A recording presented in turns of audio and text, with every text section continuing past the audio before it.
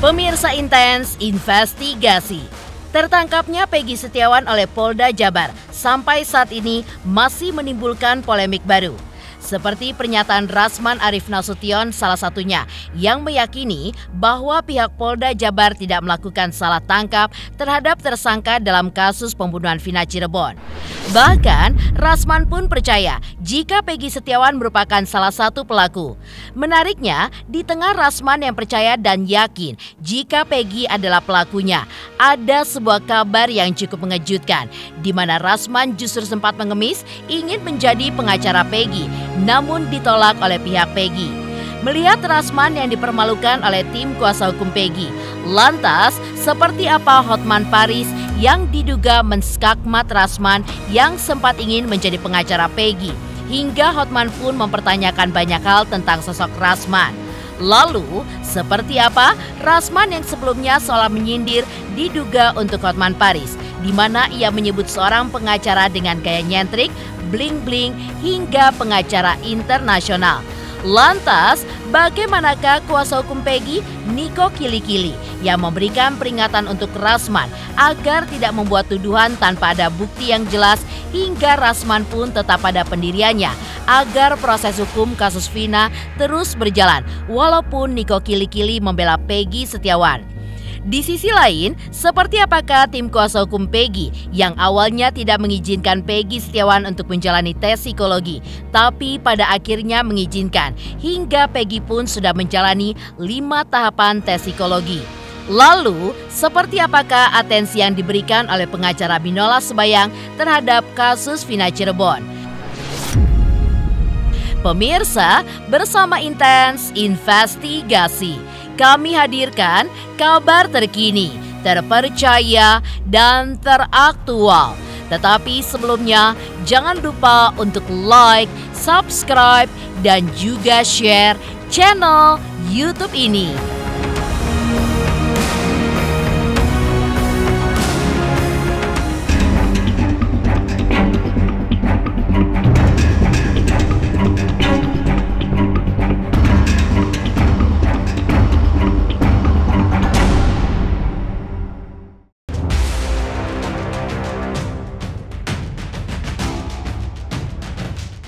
Ya, di tengah kasus pembunuhan Vina dan Eki yang masih menimbulkan pro dan kontra, hingga status Peggy Setiawan sebagai tersangka pun masih menjadi bahan perdebatan banyak pihak. Baru-baru ini, pengacara Hotman Paris diduga menskakmat Rasman Arif Nasution yang ingin menjadi pengacara Peggy Setiawan namun ditolak oleh tim kuasa hukum Peggy. Hal tersebut diungkapkan salah satu akun netizen yang sempat melihat Rasman dipermalukan oleh kuasa hukum Peggy Setiawan karena Rasman sempat ingin bergabung dengan tim kuasa hukum Peggy, namun ditolak mentah-mentah oleh tim kuasa hukum Peggy. Bahkan, Hotman pun juga menyematkan caption yang mempertanyakan banyak hal tentang Rasman lewat postingan media sosialnya seperti berikut ini. Tidak tahu malu. Siapa pengemis jadi agar ditunjuk pengacara Peggy? Kapan dia anggota DPR? Tanya KTP-nya di mana?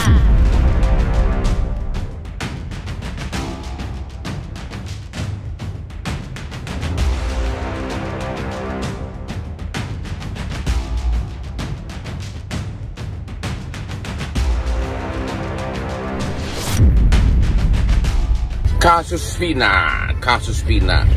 Setelah Hotman 911 memviralkan kasus Vina, kasusnya meledak. Banyak oknum pengacara pansos ingin masuk TV. Pesan Hotman kepada para pencari keadilan, kepada warga, hati-hati, hindari pengacara yang sudah busuk, sudah kotor kelakuannya. Dia akan melakukan perbuatan hal-hal seperti ini. 1. Dia akan meminta uang lapangan tapi dikorupsi. 2. Dia akan menerima honor pengacara tapi tidak dikerjain atau tidak dikerjain secara serius.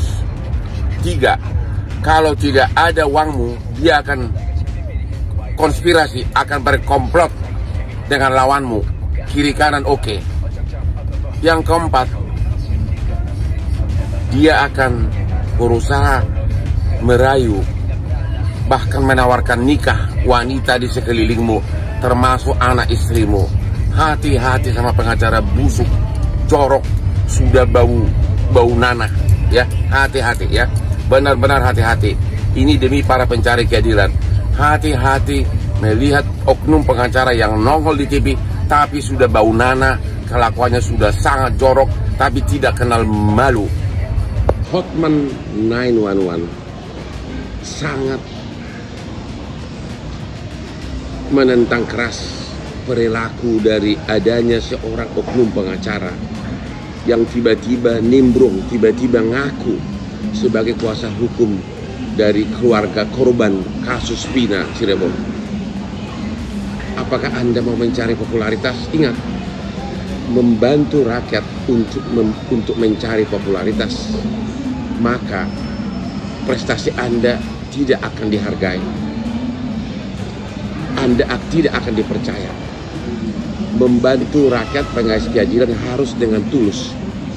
Kamu tahu, hampir setiap hari TV One, Kompas TV, iNews TV, CNN, dan Net TV meminta Hotman untuk tampil live di berbagai program mereka atas kasus Vina Cirebon. Tapi semuanya saya tolak.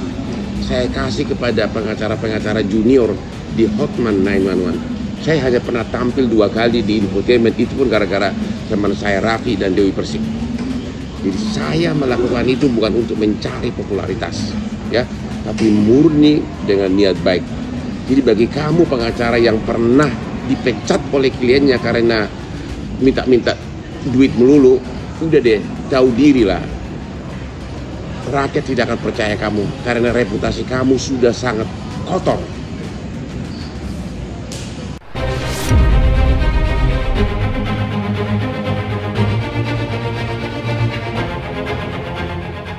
Sebelumnya, Rasman pun seolah melontarkan sindiran yang diduga untuk Hotman Paris, di mana Rasman menyebut Hotman sebagai pengacara yang suka bergaya esentrik dengan bling-bling, hingga sebagai pengacara internasional. Tak hanya itu, Rasman pun juga menjelaskan akan keyakinannya bahwa Peggy adalah pelaku di balik kasus pembunuhan Vina Cirebon. Ada seorang pengacara, si bling-bling, dia mengatakan bahwa kami menolak kalau penyidik Polda Jawa Barat mengatakan bahwa Peggy pelakunya dan hanya satu-satunya. Dan kami meragukan. Karena ada 5 orang yang mengatakan bukan Peggy, hanya 1. Dia kan katanya pengacara internasional. Bling-blingnya berkilauan. Kok dia berpikir emang ini pemilihan apa? Ini pemilihan kepala desa, atau pemilihan bupati, wali kota, gubernur, pemilihan DPRD, atau mungkin pemilihan yang lain. Ini bukan one man, one vote, one value. Kalau ada 5 orang, lalu mereka bersepakat untuk berbohong, 1 orang yang jujur dengan elaborasi kata-kata, dengan alibi yang bagus, kalau tidak diteliti oleh orang yang kompeten di bidangnya, maka yang jujur ini akan menjadi salah dan mereka yang benar. Pertama, saya ini mendapat informasi, data-data dari berbagai pihak dan data itu valid. Tapi saya sekali lagi tidak dalam rangka menuduh, tidak dalam rangka menjustifikasi, tapi saya dalam kerangka presumption of innocence, praduga tidak bersalah. Ini semata-mata bahwa saya melihat beberapa aspek dan saya melihat data, memperhatikan statement dari Peggy, memperhatikan statement dari adiknya Robi, dari saudaranya Lucy, dan yang terakhir kemarin malam dengan bapaknya, ya saudara Rudi Irawan. Nah, dari penjelasan itu saya coba bangun sinergisitas dengan statement dari penyidik. Kemudian saya kumpulkan data-data dan tim, maka kami melihat bahwa saudara Peggy ini, saya yakin dan saya percaya akan kemampuan Polri, dan saya menduga bahwa Peggy adalah pelakunya.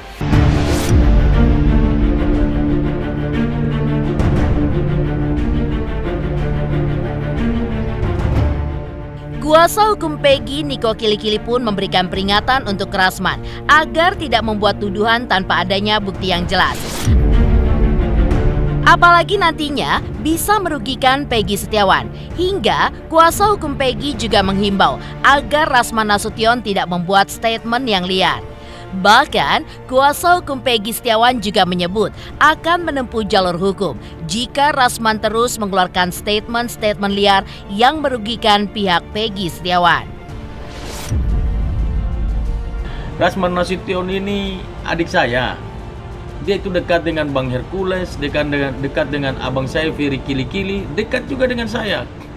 Waktu dia dengan Bang Hotman itu kan saya pasang badan dengan dia waktu ribut rame-rame. Kalau rekan-rekan wartawan tahu, belum lama ini kan, tahun yang lalu itu, saya yang pasang badan buat dia. Makanya saya kemarin berani keluarkan statement, tolonglah adikku Rasman, jangan sampai banyak membuat statement yang liar, akhirnya merugikan klien kami, Peggy Setiawan. Lihatlah abangmu ada di sini, di Peggy Setiawan, begitu. Kemarin yang dia debat dengan salah satu rekan saya, Pak Mokhtar, kemarin itu kan rame di sosial media itu kan, mereka dua debat. Nah, maksudnya seperti itulah. Adikku Rasman tersayang, tolong jangan sampai menjustifikasi. Ini kan semua harus pembuktian. Bahwa jangan langsung menjustifikasi bahwa Peggy terlibat, Peggy dengan bapaknya sekongkol dan terlibat. Nah, itu nggak baik karena Adinda Rasman ini kan lawyer top di Indonesia ini. Jadi mengertilah, segala sesuatu itu perlu pembuktiannya. Kita nggak bisa langsung menjustifikasi seperti itu. Nah, itu memang sudah ada dari rekan-rekan yang lain ya. Kalau misalnya Peggy Setiawan ini dirugikan, rekan-rekan yang lain mereka akan tempuh jalur hukum dengan melapor gitu kan. Dengan undang-undang ITE kalau tidak itu tidak sesuai dengan yang diucapkan begitu. Oh iya, untuk undang-undang ITE kita ini kan keras sekali. Kita bicara di publik kalau tidak terbukti tidak benar, wah bahaya itu. Pasti kita bela klien kita lah. Saya kerja profesional. Jangankan Adinda Rasman, adik kandung saya, kakak kandung saya pun kalau merugikan klien saya, pasti saya akan secara profesional membela mereka, membela klien saya. Meski begitu, respon Rasman Nasution saat diperingatkan oleh kuasa hukum Peggy Setiawan justru mengaku tidak merasa dipojokkan. Karena Rasman merasa jika dirinya dekat dengan salah satu kuasa hukum Peggy Setiawan, yaitu Niko Kilikili. Menariknya, Rasman pun masih kukuh dengan pernyataannya itu, di mana tetap pada pendiriannya agar proses hukum kasus Vina tetap bisa berjalan, walaupun Niko Kilikili membela Peggy Setiawan. Nggak ada itu, saya udah lihat statement dari Bang Niko Kilikili. Dia nggak ada mau nyudutkan saya, dia hanya mengatakan Adinda Rasman, Adindaku ini adik saya, dekat sama saya, dekat sama abang saya, Ferry Kilikili, dekat sama Bang Hercules. Itu kan? Dan itu benar. Jadi saya memang dekat dengan Bang Niko Kilikili, dia abang saya, dan dekat dengan Ferry Kilikili. Nah, jadi kalau ada yang mengatakan diperingatkan, maksudnya itu memberi masukan. Saya pun begitu. Saya udah komunikasi 3-4 hari ini, terus-menerus kami komunikasi. Bahkan sampai kemarin sore masih berkomunikasi, bertelepon, ber-WA. Kenapa? Karena kita saling memahami. Bang Niko itu dia berada di posisi kuasa hukum dari Peggy bersama dengan tim yang lain. Beliau yang menonjol di sana. Nah, beliau ngomong ke saya supaya saya jangan menuduh kliennya. Itu benar. Dan saya nggak pernah menuduh Peggy. Saya semua berangkat dari kata-kata presumption of innocent, praduga tidak bersalah. Tapi kalau mau membenturkan saya dengan beliau, terus urusan ini urusan itu, nggak akan ada. Itu mimpi buruk bagi orang-orang yang bermimpi. Artinya itu mimpi di siang bolong, nggak ada kamusnya, dan kami nggak akan pecah gara-gara urusan ini. Jadi kami diingatkan masing-masing agar berjalan pada norma pemahaman hukum masing-masing. Kalau di sana membela untuk Peggy, saya meluruskan agar polisi itu benar-benar on the track dan jangan disudutkan terus. Karena kalau disudutkan nanti proses hukumnya macet gitu.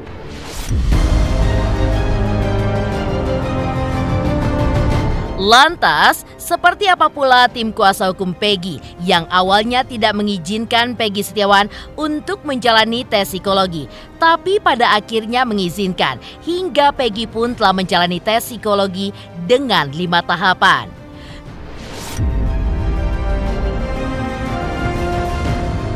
Halo, saya Cika Bode. Selamat untuk Intens Investigasi dengan subscribernya 3 juta. Wow, keren banget.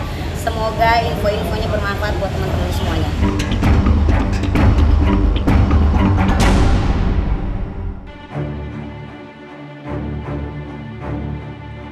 Pemirsa, di sisi lain, Tony RM, kuasa hukum Peggy Setiawan, saat ditemui oleh tim intensif investigasi mengaku bahwa dirinya sangat yakin jika Peggy Setiawan tidak bersalah dan akan dibebaskan setelah beberapa waktu lalu telah menjalani tes psikologi. Menurutnya, Peggy tidak berkapasitas melakukan pembunuhan di dalam kasus Vina. Selain itu, menurut Tony, dengan adanya tes psikologi tersebut justru akan membantu Peggy untuk membuktikan bahwa Peggy tidaklah bersalah. Hari Minggu tanggal 9 Juni 2024 ini Peggy Setiawan dilakukan pemeriksaan di psikologi yang terakhir ya. Jadi kemarin sama hari ini yang terakhir. Nah, pemeriksaan psikologi ini memang kami tim penasihat hukum Peggy Setiawan awalnya menolak ya. Artinya karena apa sih urgensinya kan? Dikhawatirkan penyidik mencari-cari kesalahan ya terhadap klien kami dengan cara memeriksa psikologis. Tetapi kemudian setelah diskusi dengan penyidik, dengan psikolog ya kemarin, nah penyidik menyampaikan bahwa perlu dilakukan pemeriksaan psikologi terhadap Peggy Setiawan lebih kepada tujuannya supaya penyidik lebih hati-hati ya, tidak asal menduga bahwa Peggy Setiawan ini sebagai pelaku. Nah sehingga untuk meyakinkan apakah kepribadian Peggy Setiawan ini potensial atau tidak untuk melakukan tindak pidana, maka penyidik mengambil keputusan untuk dilakukan pemeriksaan psikologi. Akal akhirnya kami penasihat hukum mengizinkan ya kepada penyidik dan psikolog untuk melakukan pemeriksaan psikologi terhadap Peggy Setiawan. Ada 3 hal yang dilihat oleh psikolog terhadap diri Peggy, yaitu 1, untuk melihat intelijensi atau kognitif ya, yaitu kecerdasan atau fungsi otak. Kemudian yang kedua ada afeksi. Afeksi ini untuk menjabarkan tentang suatu perasaan, untuk mendapatkan respon yang baik. Kemudian yang ketiga ada motorik ya. Jadi motorik ini melihat atau memeriksa pengendalian dan pengaturan fungsi-fungsi organ tubuh. Dari 3 hal yang dilihat oleh psikolog ini, tujuannya adalah pribadi Peggy Setiawan ini apakah nanti ia berpotensi ya bisa melakukan tindak pidana atau tidak ya, itu terjemahan kami ya. Untuk hasilnya sendiri sih memang masih lama 14 hari, tetapi melihat Peggy Setiawan yang memang karakternya itu sabar ya, kemudian tidak temperamen, kemudian konsisten orangnya ya, tegar ya, maka kami melihat bahwa insya Allah dari pemeriksaan psikologi ini ya, psikolog bisa menilai dan penyidik juga bisa memahami, bisa menilai juga bahwa Peggy Setiawan bukanlah tipikal orang yang mudah melakukan tindak pidana, dalam hal ini melakukan pembunuhan terhadap korban Eki dan Vina.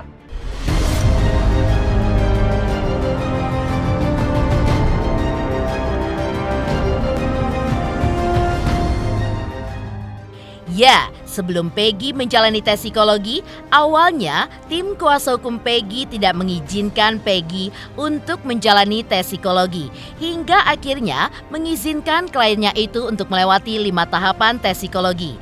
Pihak keluarga Peggy pada awalnya juga diminta untuk melakukan tes psikologi sama seperti yang dijalani oleh Peggy Setiawan. Namun dengan tegas, pihak kuasa hukum pun menolak hal tersebut lantaran tidak ada sangkut pautnya jika pihak keluarga melakukan tes psikologi dalam penyelidikan kasus ini. Kabarnya begitu ya, dari penyidik bahwa orang tuanya juga secara lisan menyampaikan itu mau dites juga. Namun kami tetap menunggu panggilan atau undangan secara resmi dari penyidik kalau memang orang tuanya itu diperlukan untuk dilakukan pemeriksaan psikologi juga. Jadi sampai saat ini belum ada panggilan resmi untuk dilakukan pemeriksaan psikologi untuk orang tuanya. Ya mudah-mudahan nanti kan dari pihak Polda akan transparan memberitahukan hasil dari hasil tes psikologi kemarin, yaitu dengan 5 tahapan dilakukan. Kemarin itu baru 4 tahapan dan hari ini pun masih cuma kebetulan ibu tidak didampingi oleh rekan kuasa hukum yang lain, tim kuasa hukum yang lain. Enggak, kebetulan waktu itu memang ada wacana katanya memang pihak keluarga pun harus dilakukan pemeriksaan, tapi kita menolak kalau memang kan tidak ada relevansinya juga. Kalau untuk Peggy bolehlah karena Peggy sudah ada di dalam, mungkin untuk kepentingan pihak kepolisian juga, tapi kalau untuk keluarga kita tidak mengizinkannya.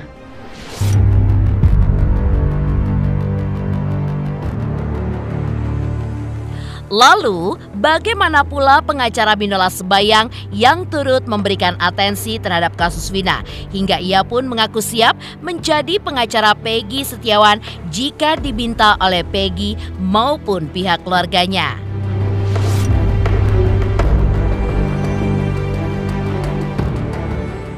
Selamat untuk intens investigasi yang 3 juta. 3 juta subscriber. Luar biasa sekali 3 juta. Ya pokoknya semakin sukses lah dan bisa menghadirkan sesuatu yang memang baik untuk diperlihatkan.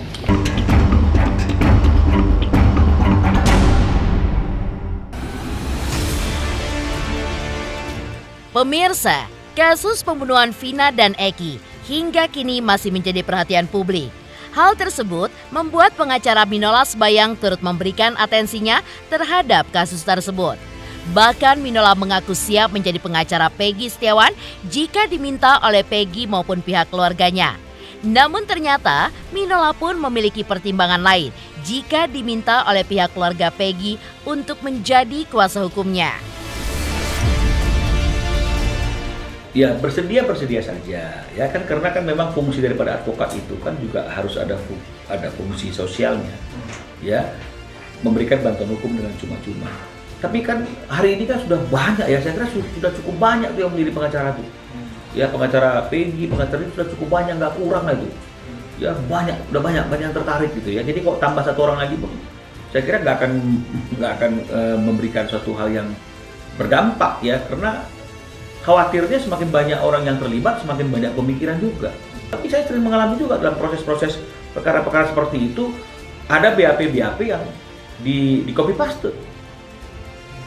Jadi alurnya sepertinya seperti itu, kan tuh ya. Jadi udah seperti di set alurnya seperti itu. Jadi keterangan-keterangan itu dari saksi yang lain disesuaikan dengan alur itu. Jadi makanya dalam persidangan saya sering bertanya sama kalau misalnya ada BAP verbal, artinya saya minta penyidiknya yang memeriksa perkara itu dihadirkan dalam persidangan.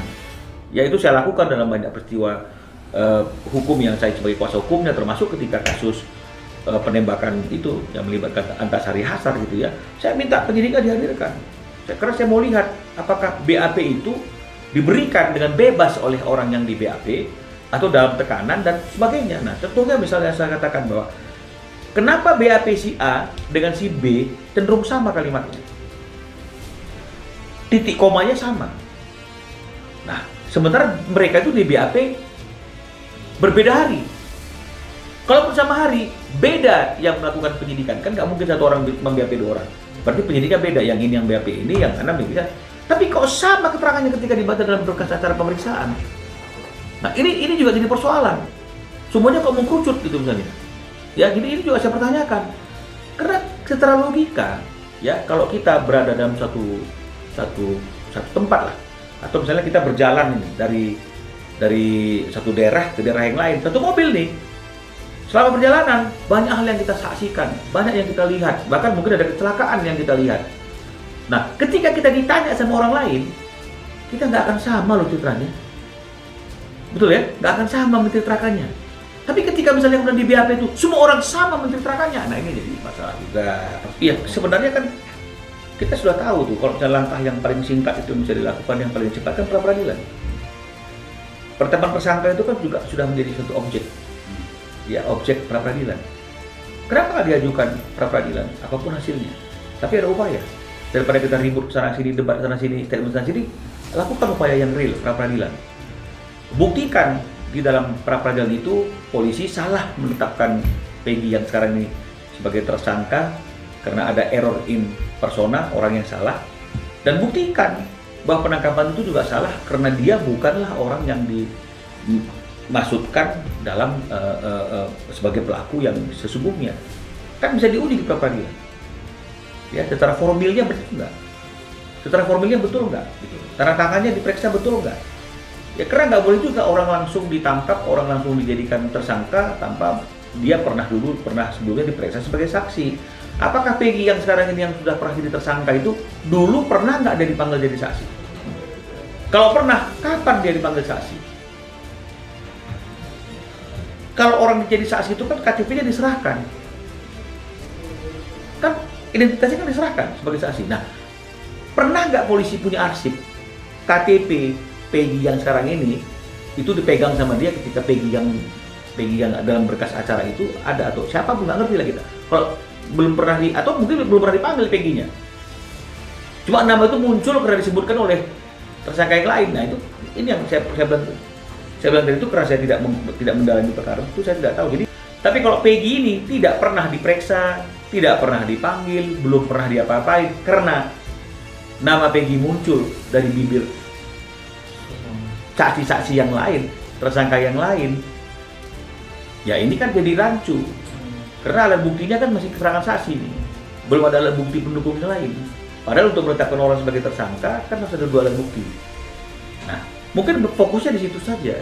Jadi nggak usah melebar ke peristiwa besarnya. Jadi kita bicara mengenai masalah prosesnya saja. Nama Peggy muncul ini dari apa munculnya? Karena CCTV nggak ada. Orang yang melihat dia melakukan nggak ada, kecuali tersangka-tersangka itu.